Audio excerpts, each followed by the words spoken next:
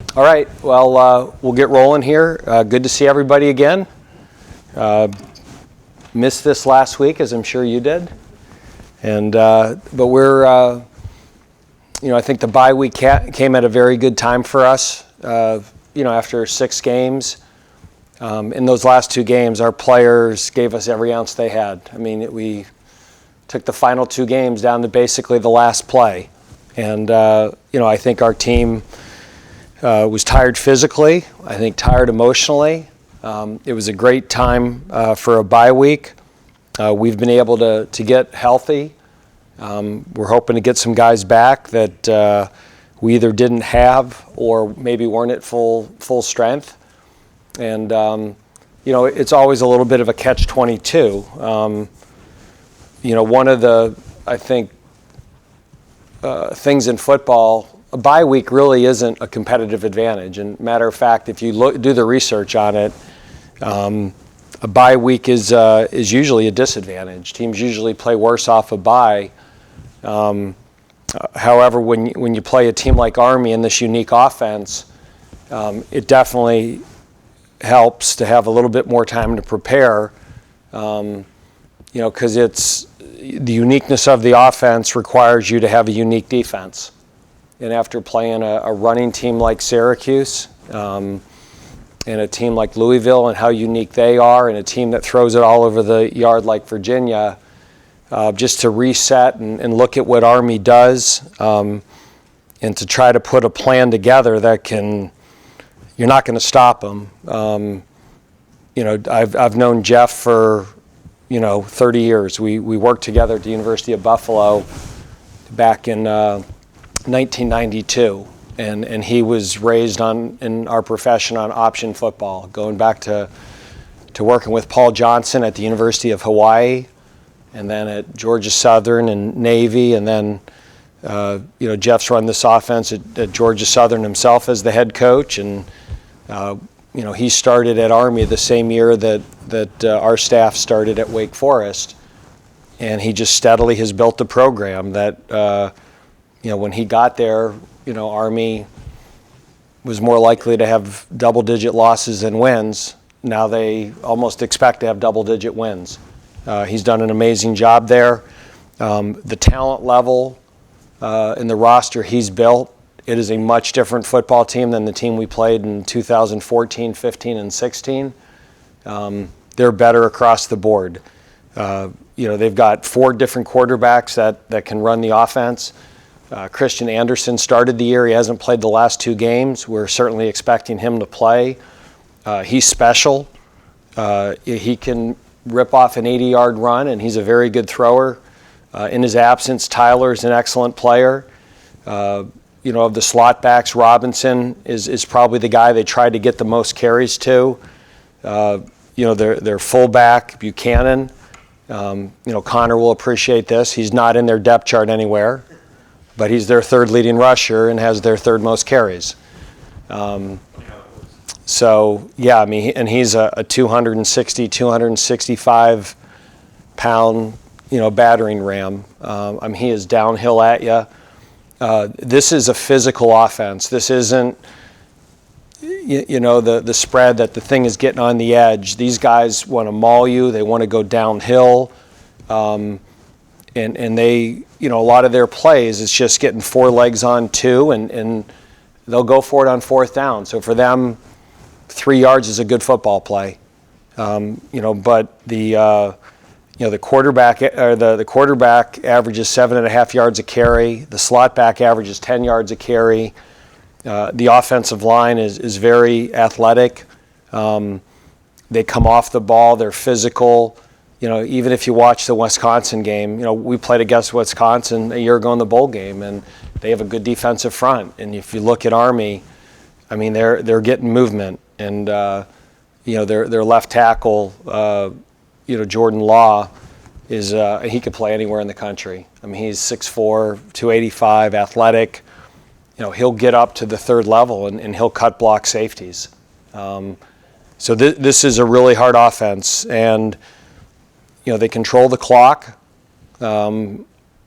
This is a game that every time they make a first down and extend a drive, we're going to have to find a way to get stops.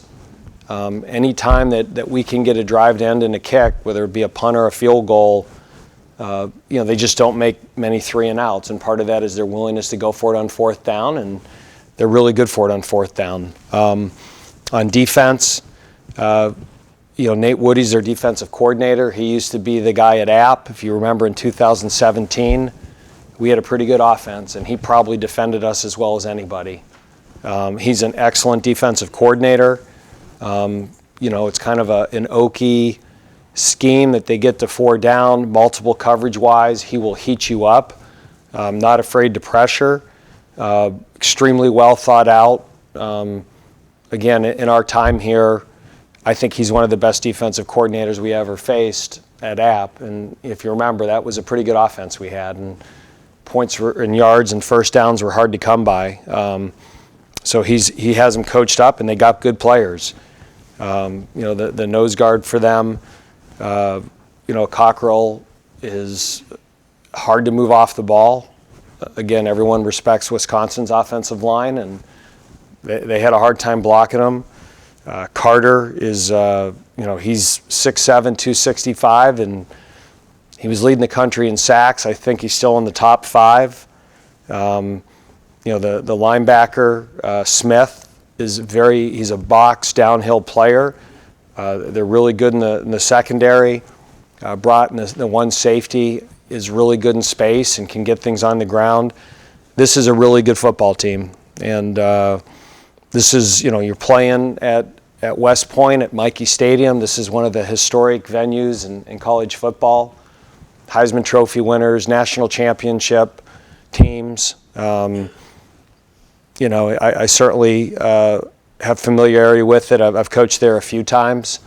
At my time at Fordham, Vince Lombardi was an assistant there. And they had a game that basically erupted into a fist fight between Fordham and Army when Coach Lombardi was at Army. So there's a lot of history here, and a lot of great players and great coaches and great football teams have played. And this is going to be a really, really challenging game because of the offense, how good Army is, how well coached they are.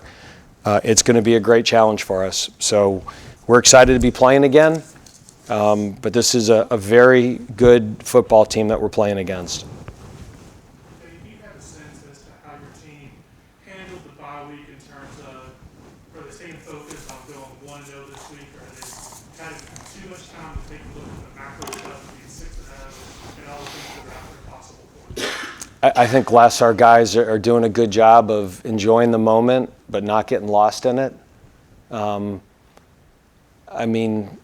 We've won 2 games in the last play of the game. You go to Syracuse, and that's a team that struggled a year ago. They're clearly improved, and we were very fortunate to win that game. When you win a game in overtime, you take one tip ball, one missed kick, one 2-point play you don't convert, and you lose the game. And now you're 5-1, and then it's a whole different narrative. And again, 5-1's a good record.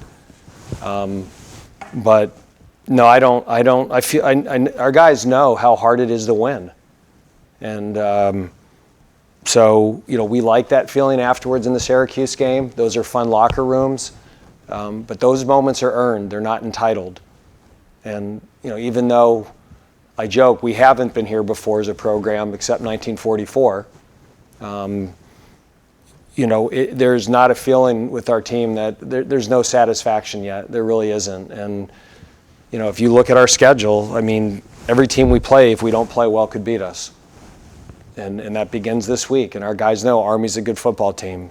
Just the last time they played us, they beat us here, and that was a bowl team. And, they had the ball in the fourth quarter, down 6 to Wisconsin with a chance to win the game. And that was at Wisconsin. And we're going to their home.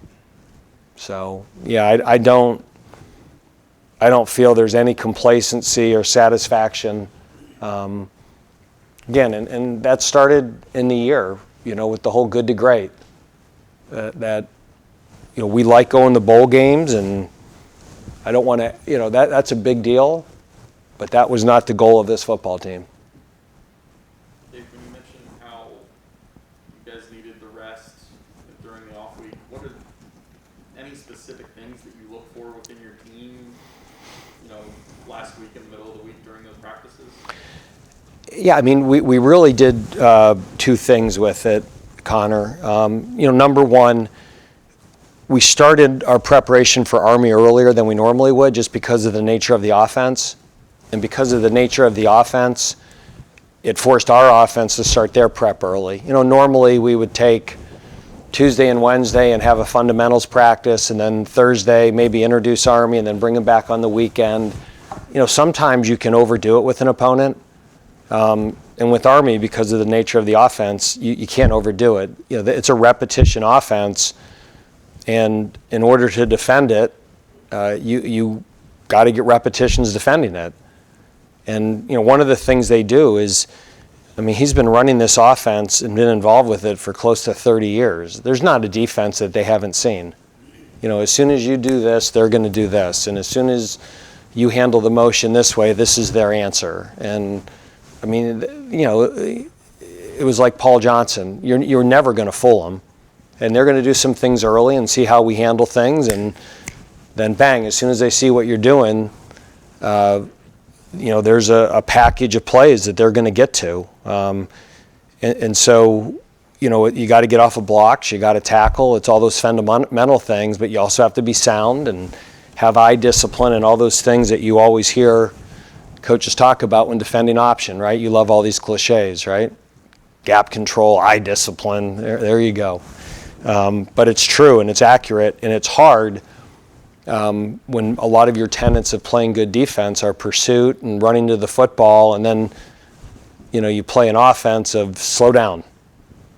Where did the slot go? Where's the motion? Did he motion? Did he go across? Did he start across and come back? Did he start across, come back, and then the other slot? They have the ability to create numbers and leverage to either side of the field out of every formation.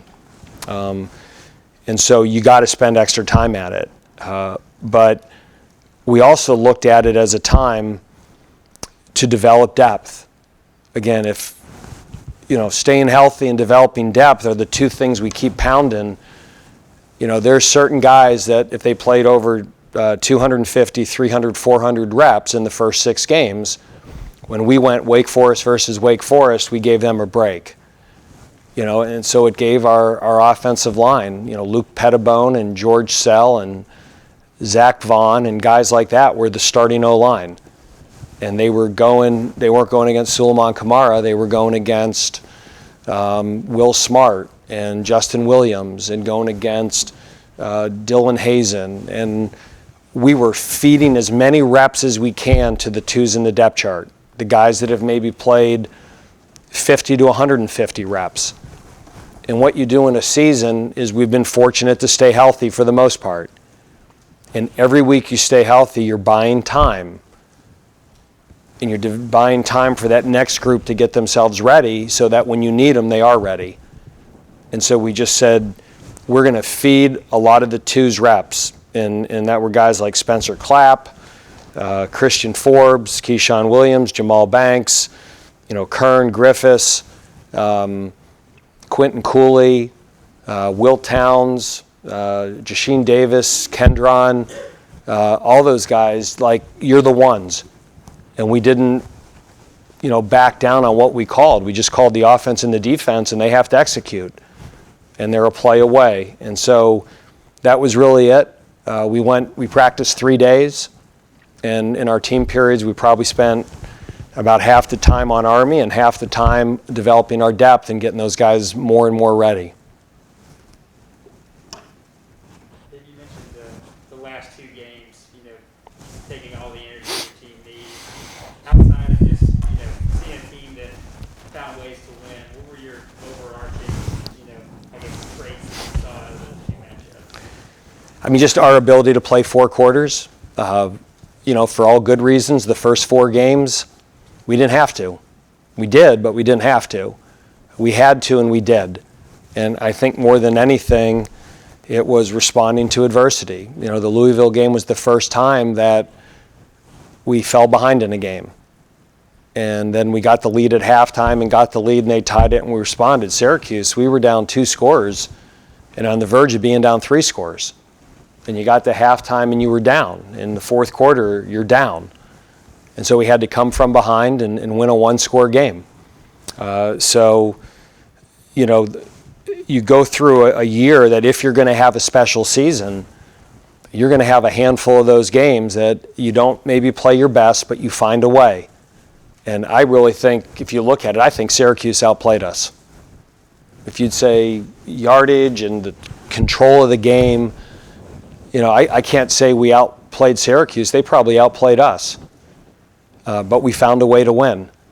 And I think at Wake Forest, we're always going to have a lot of those close games. I mean, I could see every one of these next 6 games being 4-quarter, 1-score games. And, you know, you'd like to win all of them. That's hard to do. But right now in those games, we're 2 for 2. And when you win those games, it gives you confidence the next time you're in that position.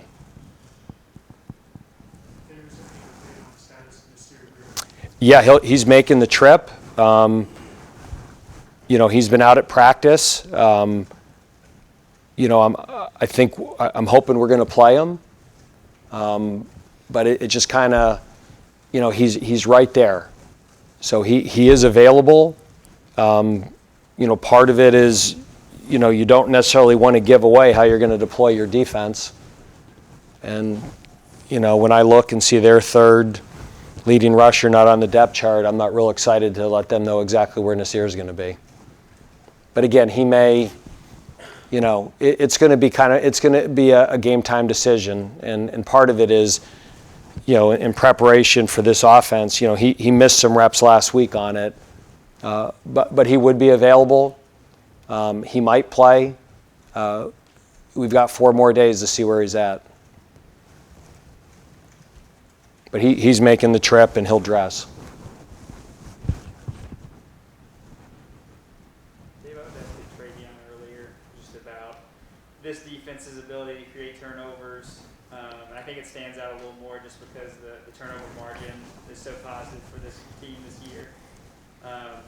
As far as the defense, is that when it comes down to creating turnovers, is it execution? Is it personality? Is it a combo? Like how does a team establish that?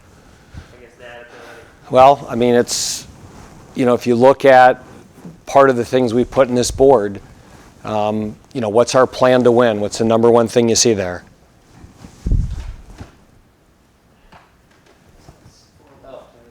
Yes, and that is, and again, I mean, do people everywhere in the country have signs like that up? Yes. Well, how do you live it?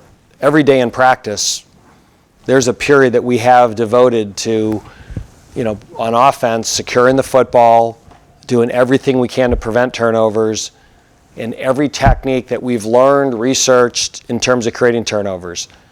You know, whether it's, you know, how you're going to approach the ball from behind, on the side, how you're going to try to strip a ball on special teams, how you're going to try to knock a ball loose just as it's getting there for a catch. And in practice, any time that our defense puts the hands on the football, we consider it a turnover for their goal board. And so we reward any time a defensive player puts their hands on the football. And that's a habit that we try to build all spring, all summer camp, and you hope you get into a game and it shows up. And, you know, that turnover margin, you know, that hasn't been a one-year deal for us. You know, we've had a positive turnover margin every year here except 2018 that I think we might have been -1 or -2. Red said before the season started that he was returning with very specific football goals in mind. What have you seen from him so far this season? He's personally accounted for 4 turnovers. Travion's one of those guys, you know, I doubt if he'll ever need heart medication or anything like that. I mean, he just is steady in the boat. And he just has a lot of football instincts. He's got a lot of intangibles. First of all, he's a tough, instinctive football player. He's one of our very best tacklers. He understands angles. He's not one of those guys that can necessarily explain to you what we're doing, but he very rarely makes an assignment mistake. And he just has a knack for making plays. And I think what we're doing defensively right now has put him in a position to make more plays. We've kind of moved him from the rover out in space to the free safety, that he gets a chance to contact the ball and the ball carrier a lot more. So I think that's part of the reason. He's always had a knack for that, but because of where we're playing him, he has more opportunity to be the second man in, or the ball's getting delivered to him. And he's a smart football player. He's been here 6 years, and he goes against some younger running backs or receivers, and you feel good about him, being savvy and finding a way to get it out. Can you evaluate that in the recruiting process and diagnosing whether a guy can have those instincts, or is it just something that they develop once they get here? I would say we certainly try to develop it, but a lot of the times the guys that are good at that were guys that were offensive players in high school. That, they had ball skills to begin with. Every once in a while you get those DBs that you realize they only play DB because if you throw them a ball, if they don't have the helmet on, they might break their nose. We got guys like that. But he was one of those guys. He played offense, and he played at a good high school program. I watched him in the state championship game, and he did everything. And I always think it's the point guards in basketball, the shortstops and catchers in baseball, the guys that have good hand-eye coordination and good ball skills. When you put them on defense, they're usually the guys that also have a knack of being able to disrupt the ball.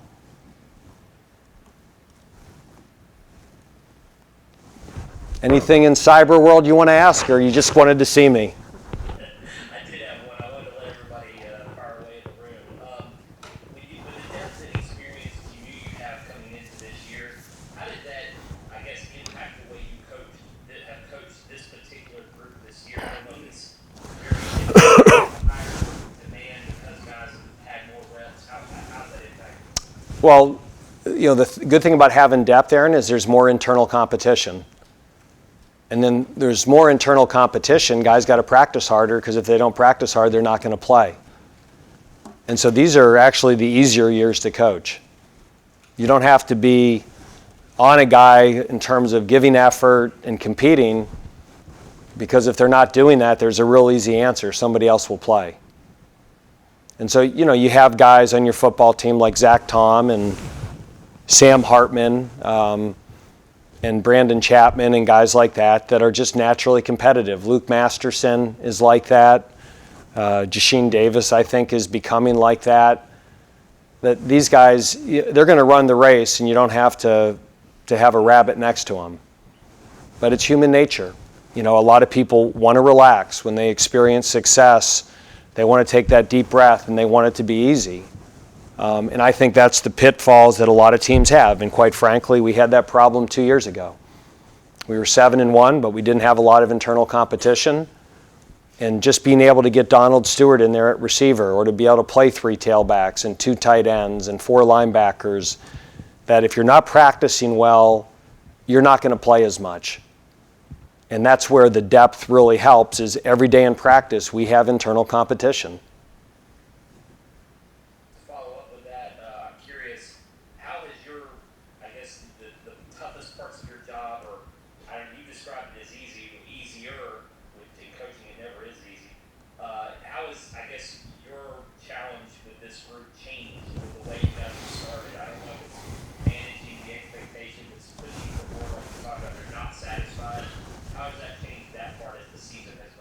Well, there's things, football can humble you in 6 days.